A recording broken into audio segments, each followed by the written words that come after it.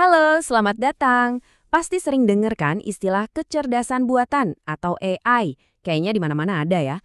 Tapi apa sih sebetulnya AI itu? Nah, dalam beberapa menit ke depan, kita bakal kupas tuntas gimana teknologi ini seringkali tanpa kita sadari loh, udah mengubah cara kita hidup, kerja, bahkan main. Yuk, kita mulai. Oke, kita mulai dari yang paling deket sama kita ya. Sesuatu yang mungkin ada di saku atau di rumah Anda sekarang. Pernah dong bilang, "Hey Siri, setel alarm." Atau, "Oke Google, hari ini cuaca gimana?" Nah, pas lagi ngomong gitu, sebenarnya Anda lagi ngobrol sama AI. Asisten suara ini tuh udah jadi gerbang utama kita ke dunia AI sehari-hari. Atau gini deh, playlist musik yang kok kayaknya tahu banget ya lagu apa yang mau kita dengerin?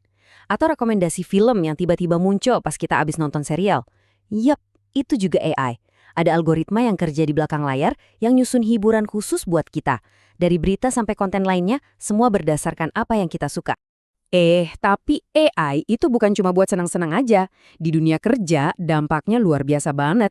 Coba bayangin, Anda dihadapkan sama spreadsheet isinya ribuan baris data. Duh, pusing kan? Nah, daripada pusing mikirin rumus yang ribet, Anda tinggal tanya aja. Dan, wush, dalam hitungan detik, AI bisa nemuin tren yang tersembunyi. Keren kan? Itulah kekuatan AI di dunia kerja. Jadi, ada asisten suara, rekomendasi film, sampai analisis data yang super cepat. Kelihatannya beda-beda banget ya. Tapi sebenarnya, apa sih benang merah yang nyambungin semuanya? Jawabannya, tentu saja, kecerdasan buatan. Semua contoh tadi itu bukti kalau AI udah jadi bagian dari hidup kita, suka atau nggak suka. Nah, makanya sekarang yuk kita bedah bareng-bareng apa sih AI itu sebenarnya, gimana cara kerjanya, dan kenapa kita semua perlu paham soal ini. Oke, kita mulai dari yang paling dasar dulu ya. Definisi gampangnya tuh gini, AI itu kemampuan mesin buat ngerjain tugas yang biasanya butuh kecerdasan manusia. Coba deh pikirin sejenak.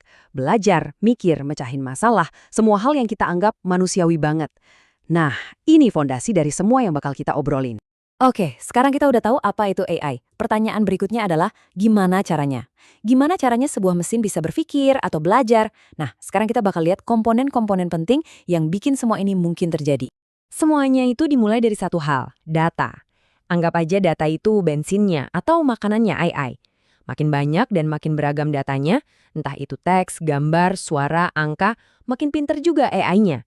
Tanpa data, ya AI cuma mesin kosong aja, nggak bisa apa-apa.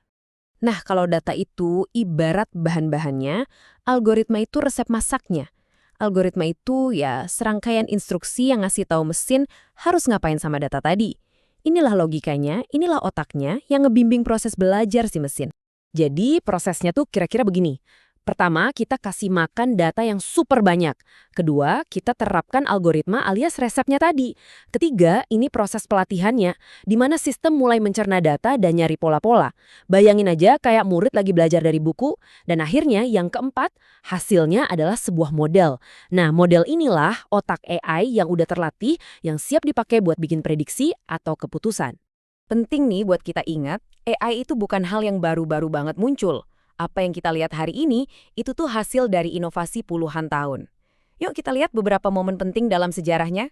Sejarah AI itu penuh sama lompatan-lompatan besar. Awalnya cuma konsep di tahun 1955. Terus, tahun 97, dunia kaget pas komputer IBM Deep Blue bisa ngalahin Grandmaster catur. Tapi, coba lihat deh percepatannya di dekade terakhir ini. Gila banget. Dari pengenalan wajah yang akuratnya bukan main, sampai munculnya ChatGPT di tahun 2022 yang benar-benar ngubah permainan. Semua ini bisa terjadi karena data yang melimpah ruah dan kekuatan komputasi yang makin canggih, bikin kemajuannya jadi, ya, eksponensial. Dengan perkembangan secepat ini, nggak heran kalau AI mulai masuk ke banyak banget sektor penting. Nah, salah satu bidang yang paling menjanjikan itu adalah pendidikan. Coba deh kita lihat gimana teknologi ini punya potensi buat mengubah cara kita belajar dan ngajar selamanya. Jadi gimana sih AI bisa bantu di kelas? Ada 5 area utama di mana AI bisa jadi semacam asisten super buat guru dan murid. Yuk kita bahas satu-satu. Coba deh bayangin kemungkinannya. AI bisa bikin jalur belajar yang beda-beda buat tiap murid. Jadi yang cepet nangkep gak bosen, yang butuh bantuan ekstra bisa dapat. Buat guru, AI bisa bantu analisis data kelas. Jadi ketahuan murid mana yang kesulitan. Bahkan bikin kuis pun bisa otomatis. Ini bukan soal teknologi canggih doang, tapi soal gimana bikin pendidikan jadi lebih efisien dan efektif buat semua orang. Tapi mungkin ya, kekuatan terbesar AI di dunia pendidikan itu adalah kemampuannya buat mendobrak batasan.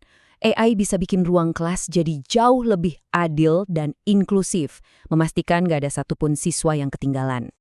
Dan ini tuh bukan lagi cuma di film-film fiksi ilmiah loh. Bayangin deh, ada fitur read aloud buat siswa disleksia, ada dikte suara buat yang kesulitan ngetik, ada terjemahan real time di kelas yang bahasanya macam-macam.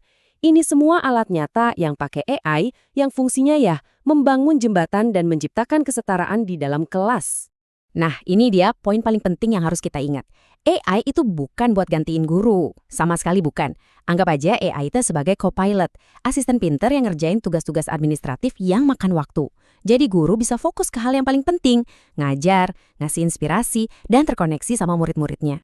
Jadi, kita udah lihat apa itu AI, gimana cara kerjanya, dan potensi luar biasanya. Teknologi ini udah ada di sini, di depan mata kita. Pertanyaannya sekarang bukan lagi apakah kita akan memakainya, tapi bagaimana. Gimana cara kita memilih untuk menggunakan alat sekuat ini buat ngebentuk masa depan kita bersama?